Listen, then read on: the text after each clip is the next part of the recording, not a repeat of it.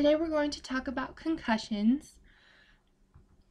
A concussion is defined by the Merriam-Webster dictionary as a stunning, damaging, or shattering effect from a hard blow, especially a jarring injury of the brain resulting in disturbance of cerebral function. The ADAM Medical Encyclopedia from the U.S. National Library of Medicine uses different words to describe it, as a concussion is a minor traumatic brain injury, TBI, that may occur when the head hits an object or a moving object strikes the head. It can affect how your brain works for a while. Here are some true or false questions to ask yourself just to see where your knowledge is already on concussions, what you know or what you think you know. Take a minute to pause the video and go over these. If you have any questions or concerns about some of the answers, please write them down and we will discuss them in class tomorrow.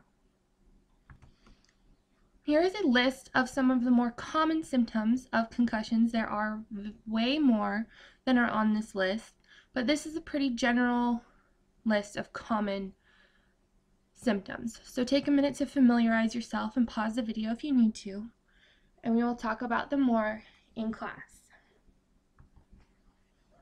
Second impact syndrome is a serious condition that can arise when a concussion is not taken seriously, and the athlete is returned to play sooner than what they should.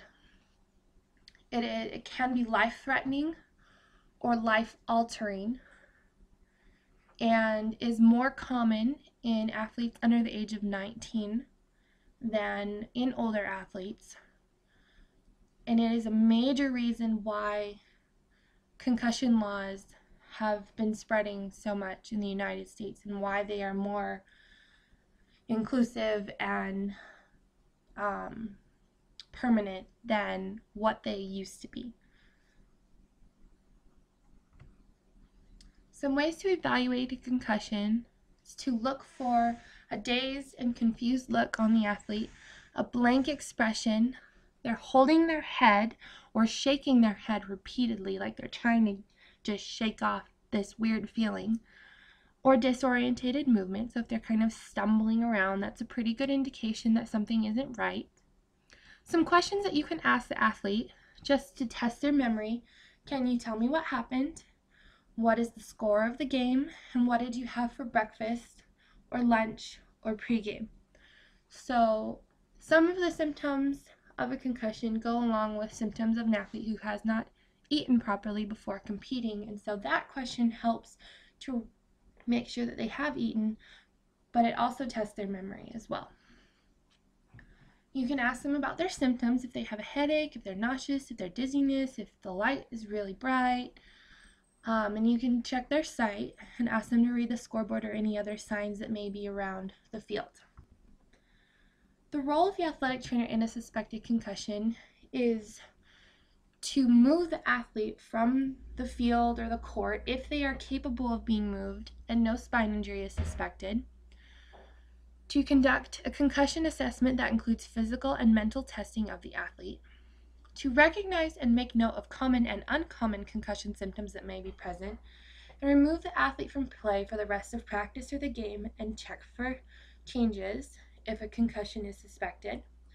And if there are worrisome symptoms or worsening condition in the athlete, they need to be referred to a doctor just to make sure that there isn't a more serious condition going on. After a concussion has been diagnosed, the athlete and parents will be given a list of symptoms to watch for and how to help the brain rest and encourage healing, including not watching TV, being on the computer, or being out in bright lights or around loud noises. In the case of outdoor sports, sometimes they should just not come out to practice for a few days if that sensitivity to light is there, or be allowed to wear sunglasses and a hat. The 1-week clock for condition starts the day no more symptoms are present or can be brought on by stress testing. So the state law in New Mexico is that you have 1 week after concussion symptoms have gone away before you can return to play. What symptom-free, non-contact conditioning may start, provided symptoms don't reoccur. Here is the state law. Familiarize yourself with it. We will talk about it more in class. And thank you for your participation in this lesson.